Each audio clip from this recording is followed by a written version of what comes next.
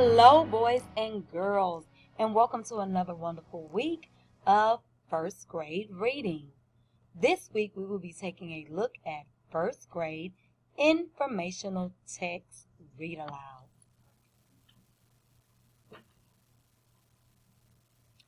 Boys and girls, thank you for joining us today. I am so glad to see you back again.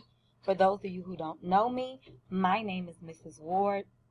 I am a kindergarten, first grade ESL teacher at Ed White Elementary. I'm glad that you joined us today. This week, we will be learning about informational text. We will be having a read aloud. That means I will be reading a story to you about informational text.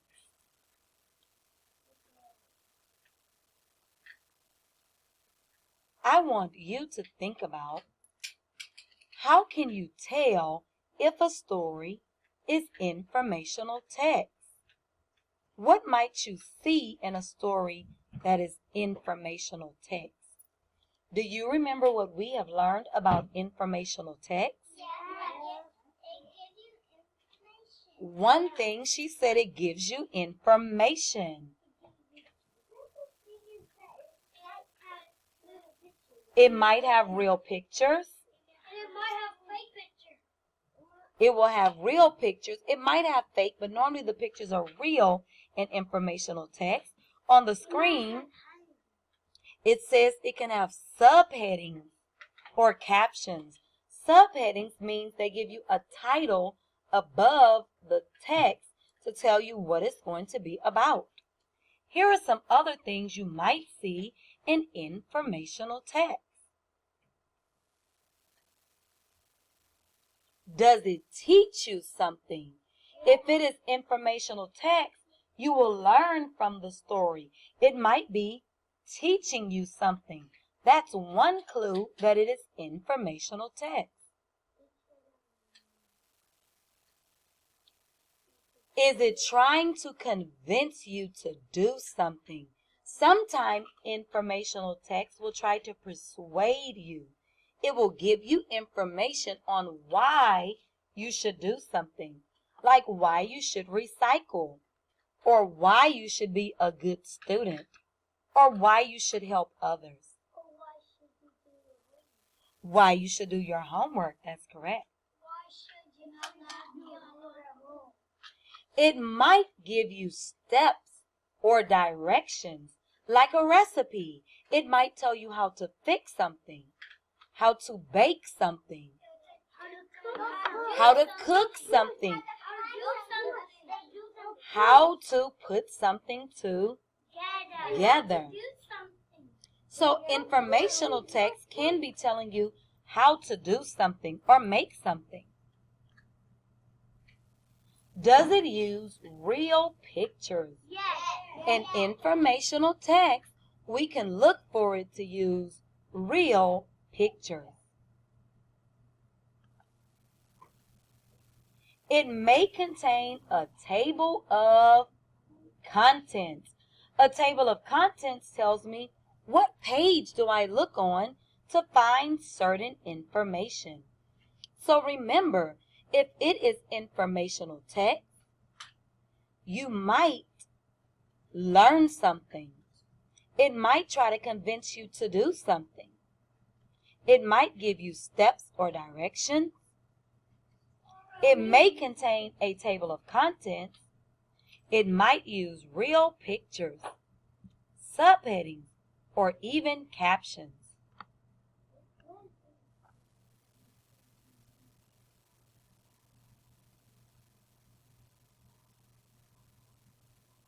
So we said it might teach you something, convince you to do something, give you steps or directions, use subheadings or captions, use real pictures, and it may contain a table of contents. There are different types of informational text. Some types of informational text are biographies. What are they?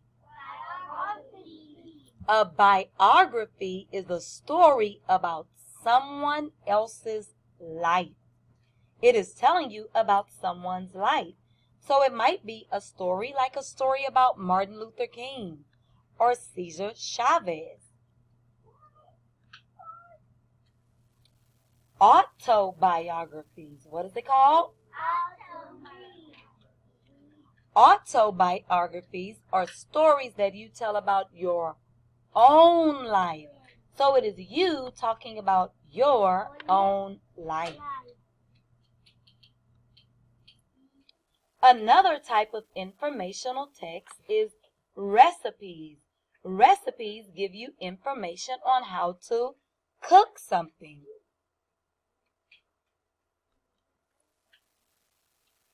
And another type of informational text is step-by-step directions, telling you what to do, how to do it, when to do it.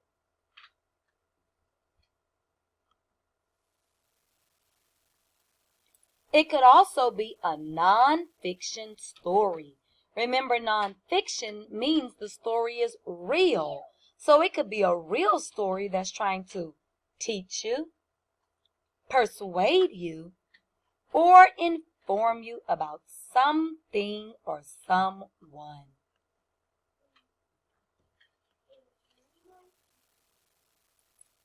The read aloud that I'm going to read to you today, boys and girls, is going to be informational text. I want you to put your listening ears on. Put your looking eyes on. And I want you, detectives, to search and see if you see or hear any of those features we talked about that helps us to know it is informational text. This story that I'm going to read to you is called More Than Just Pretty. This is a story written by Sandy Ward.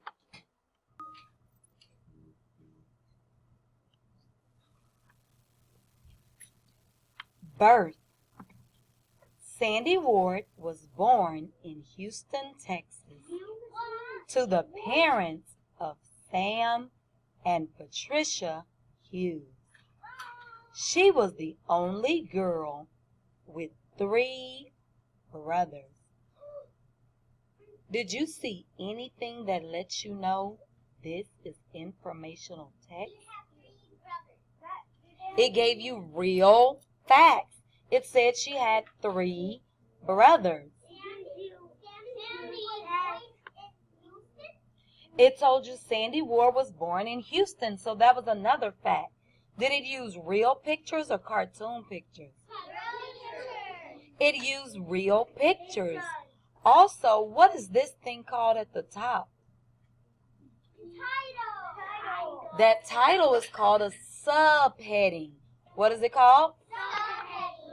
A subheading lets me know what this part of the story is going to be about. So this part of the story told you about when she was born, where she was born, who were her parents, and that she had 3 brothers. Make sure you're listening because I'm going to ask you some questions at the end.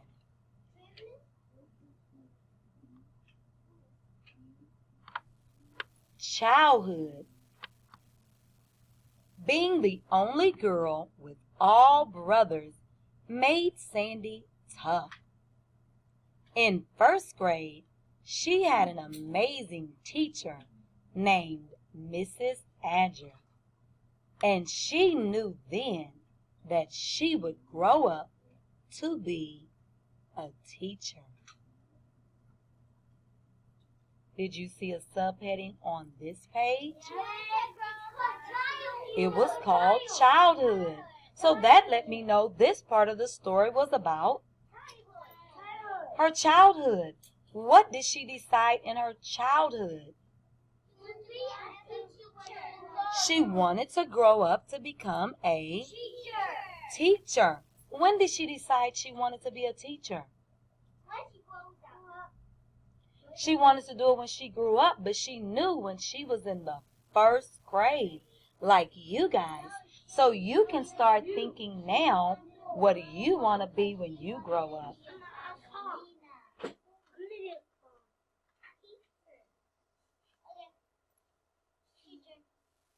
Education.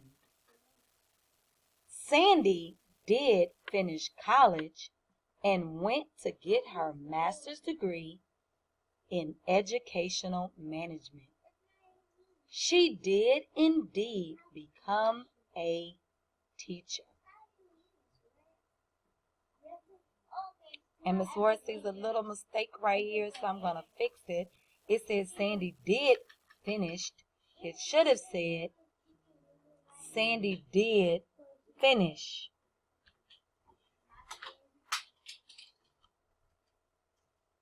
So did she become a teacher? Yes, we saw she did become a teacher, and it said she did finish college. Because she wanted to be a teacher, she had to go to college first.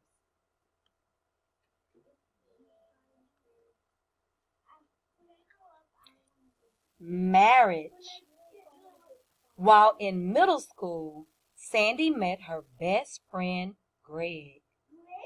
After a lifelong friendship, the two married in 2008.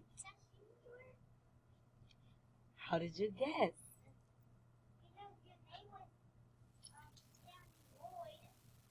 Yes, so he said we hear them telling about a person. We could tell that this story is talking about Sandy Ward, so it is telling us about the person's life. We also see in this story the events are happening in order. So first it told me about when she was born. Do you remember what it told me about next? What was it? The childhood. And after childhood, it told me about the education. And next came marriage. What do you think is going to be next? Let's find out.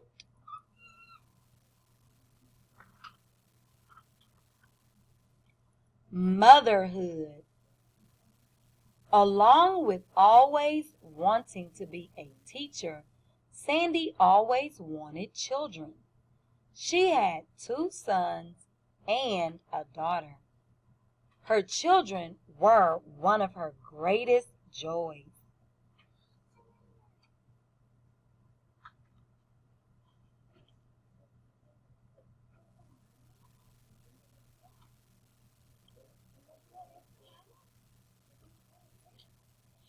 Yes, that is the picture of her children. And Miss Ward had to correct it.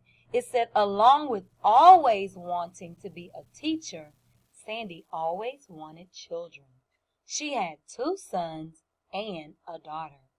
Her children were one of her greatest joys. It sounds kind of like her childhood, because remember when Sandy was a child, she was the only girl with brothers. And then when she had kids, she had all boys and only one girl.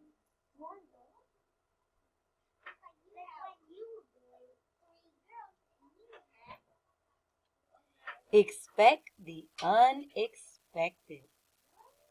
In 2019, Sandy's faith and strength was tested beyond belief when she lost her husband. He was not just her husband, but he was the father of her children and her best friend. Her friends, family, and faith helped her overcome the tragedy she was faced with. So think about some of the things that has happened in this story. What was some of the things that we saw has happened in her life?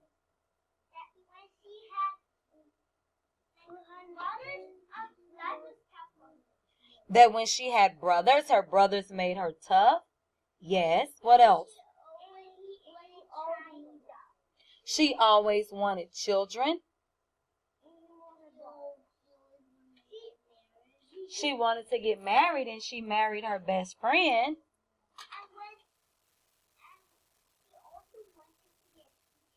And she wanted to be a teacher. And she went to college. Give yourself 2 claps, 2 snaps. These boys and girls are doing an excellent job listening, detectives. I hope you are listening just as good as they are listening. Accomplishments. Sandy was known for inspiring and encouraging others. In 2020, while the world was faced with a national pandemic, she decided to release her first book to offer hope and encouragement to others. In here, we see a picture of her first book. Her first book was called A Daily Dose of Sunshine. So we saw, boys and girls, not only did she become a teacher, she got married, she had children, she even wrote her own book. What was the name of her book? It was something about sunshine. It was called A Daily Dose of Sunshine. So this book was written during the time when COVID first started. This book was written to encourage others and give them daily inspiration.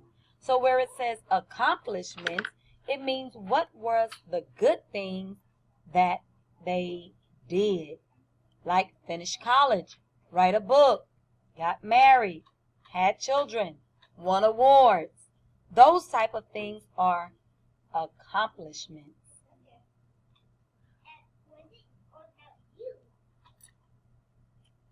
The best is yet to come.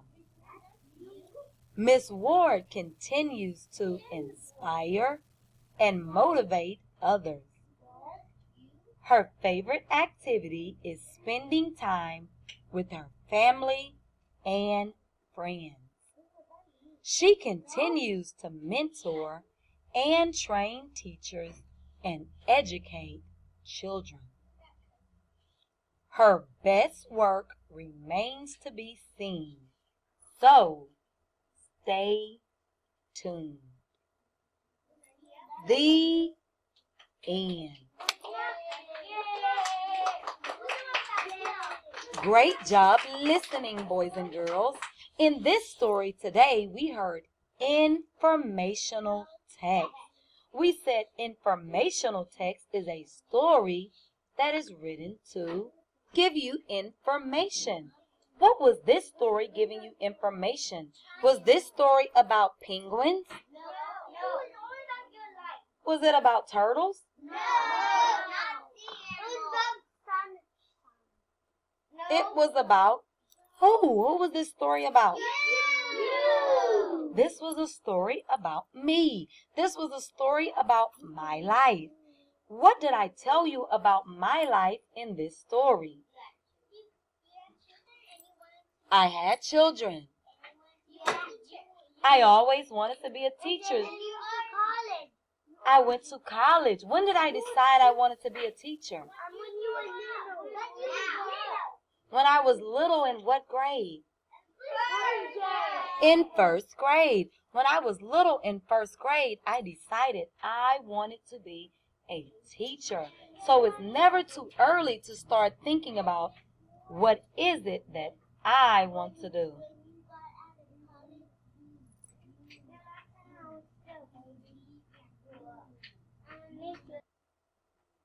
So boys and girls, we said some of the things that we heard in this story about Mrs. Ward's life, but what did you hear that let you know, or see that let you know this was informational text? How could you tell that this story was informative text? Was it a true story? Yes. Yes, one thing we saw was it was a true story. So if it is a true story, that means it is non-fiction. It was non-fiction. We also saw, what were those things called above each section? What kind of title? It started with the S. A subheading. A subheading. So it had subheadings. We saw bolded text where the words were written bigger or darker than anything on the page. What about the pictures? Did we see real pictures or fake pictures?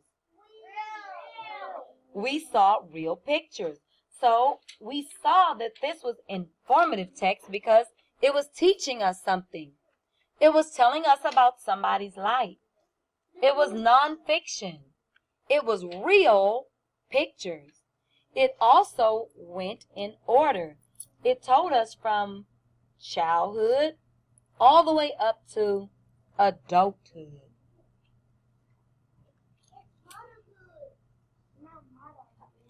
So we talked about what was some of the things we noticed to let us know that it was informational text. And those things that we said was bolded text, subheadings.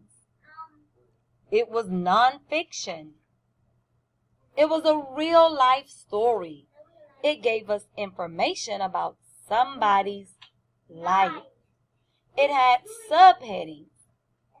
These are all things that you can look for when you're reading different stories to help you figure out the genre and let you know if it is real or not, if it is informational text or a different type of story.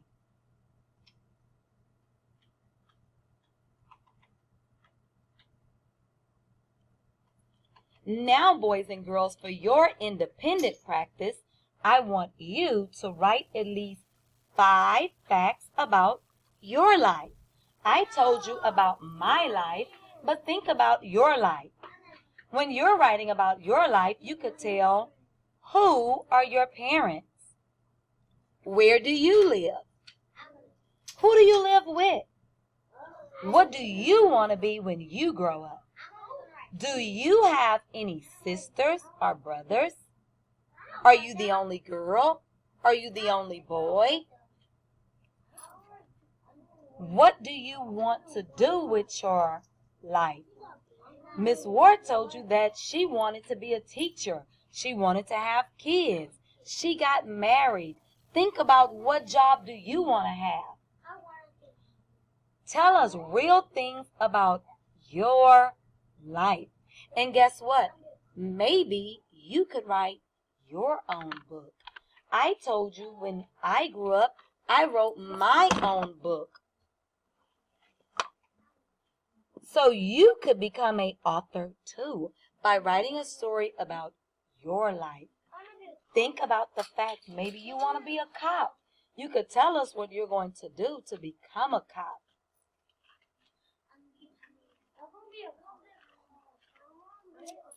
And boys and girls, Miss Ward wants to thank you for joining in with us. I can't wait to see you again on next time. So while we are apart, I want you to start working on your own informational text. Remember, your informational text is going to be about your life. You're going to tell us about yourself, where you live, where were you born, what language do you speak? Did you learn to speak another language? What was it like for you when you were a kid? What's something you want to accomplish? Think about those things and go back and read over your writing. You saw when Miss Ward was reading, sometimes I came across a mistake and I went in and changed it, because good writers read over their work, and when they make a mistake, they fix it. Thanks for tuning in with us, good readers. I can't wait to see you again on next